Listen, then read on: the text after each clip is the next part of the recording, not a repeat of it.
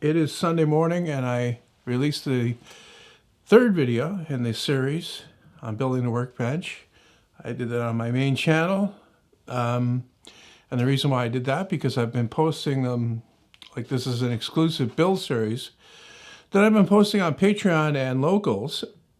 And the reason why I did that is because I spent nearly 2 days working on that video. And the way that I did it was more like a build video, like you'd normally see on that channel. So I decided to go a little bit further with it and do that. And it's there now. If you haven't seen it, you should go watch it. It shows some important parts in building the workbench. And, you know, I was thinking about it too, because like how many, especially, you know, if you get a video that has like 200 or 300,000 views, how many of those people are actually interested in building what you're building? So really, does it matter if it's an entire project? I mean, isn't it basically just the entertainment value of watching, you know, somebody who knows what they're doing or pretends, you know, what he's doing this stuff? I think there's going to be another 3 videos in total, so a total of 6 to finish, because I'm more than halfway now, right? This is the big stuff. Like, I'm over the hump. All right, what's left is, well, the next step, now that I have this dry fit put together here, is to go around and check how the joints line up in the corners, right? Because when I made these parts, I made them a little bit wide, which is always a good thing to do, right? To give yourself a little bit of extra to play with, especially when you're doing stuff by hand, because they might not match up perfectly. So I go around and I run my finger on the joints, and there's this very slight mismatch in a couple of places. And this will give me the opportunity to size everything, you know, correctly, so everything lines up properly, and I can remove that extra that I had. The extra is also there for variation in thickness of the core material for this top. Now, this workbench is not like most workbenches that you see on YouTube. It's not a solid wood top. Okay? The core of this workbench and what gives it its flatness and stability is a sandwich layer of plywood, MDF, and plywood. So it'd be plywood on the bottom, MDF in the middle, and plywood on the top. 1/2-inch plywood on the top. Actually, not the top, but I'll get into it in a second. 1/2-inch plywood, 3 layers of 3/4-inch MDF, and this is the wild card. All right, the X factor that I have to, you know, make allowances for. Because I have a sheet of MDF over there that's been out here for more than a year, that I bought for this workbench more than a year ago. So it's standing up over there. It was in my van for months until I brought it in here a few months ago. Anyway, so I need to know the actual thickness of those 3 layers, right? Ideally, it'll be 2 1/4, because most MDF is exactly 3/4. But, you know, I'll cut the pieces.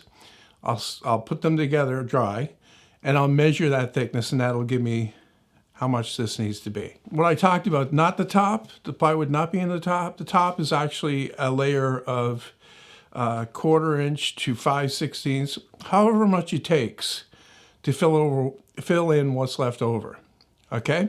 Because the variables here that you have to deal with is the thickness of the plywood. The plywood I'm going to be using is not a 1/2-inch thick, it's less. So you need to make up for that. Also, the variation in the thickness of the MDF, it's going to be the same thickness throughout, but, you know, the total thickness. So all of that has to be in before you actually know how thick the surface of the top is going to be. And then I will cut that from solid wood into strips, very much like I did with the workbench that was here before. And plane it down nice and flat and even, perfectly, the right thickness, and then I will glue it down to the top. Okay, and that'll be the surface of the top. So it will be at a minimum of 1/4-inch and maybe a maximum of 3/8, right? And there won't be any stability issues with that.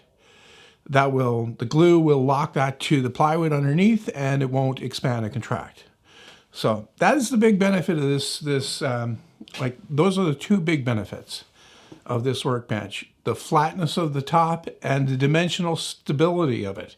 It doesn't expand and contract like these solid wood ones do. That's the reason why I can get away with these end caps dovetailed, hard dovetailed into the side rails here, and that'll be glued solidly. It'll never move.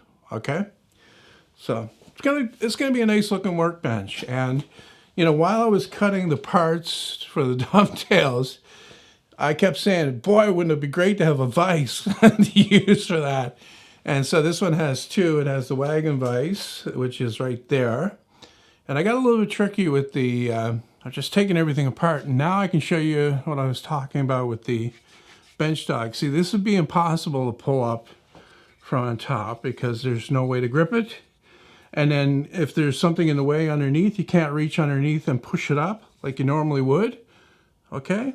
So what I did instead was I added this little lever that has a pivot point right here and this little triangular cutout at the back here, so that I can just push down on that and that'll pop that up. Okay, so I can grip it. And what it also does, like I said before, is it stops it from going down. Like, it can't drop out now because this lever also stops it from doing that. So up, down, up, down, up, down. I can do this all day.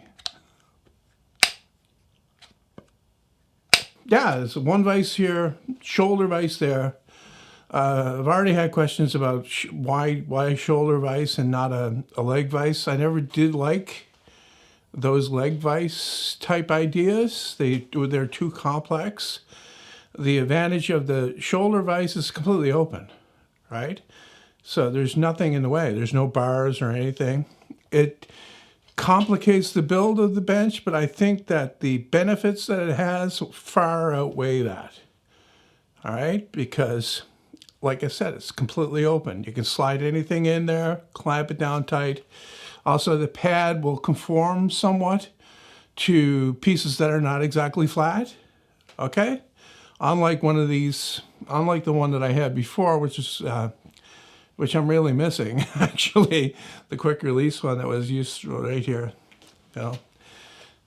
But yeah, I'll get used to these, right? I probably won't be using the wagon vise very often, but I've got it if I need it, right? I have it. I have the dog holes, and I have the vise. So if I need to use it, I can. Right? If you don't have it, you can't use it. Tomorrow I'm busy with other stuff, so I can't do anything with it. But probably Tuesday, I'll get the core put in, and that'll be a video. Plus, oh no, I've got some other stuff to do before that. The shoulder vise. I keep looking at this as if it's together. It's not. Right? It's just a dry fit. So I'll do the shoulder vise, get all that stuff done, and I'll go from there. Like I said, it'll be probably another 3 videos. And then after the 3 videos are done and the plans are finished, because they're mostly finished now, I've been making changes as I go through. I'll edit the build video for the main channel. It'll be the complete project from beginning to end in a 10 to 12 minute video that everybody wants, right? So they don't want to see all the details. They just want to see the highlights because they're too busy eating their Cheetos and looking through their phone while they're, trying to watch a video. Okay, I gotta go before I say something that's gonna get me in trouble.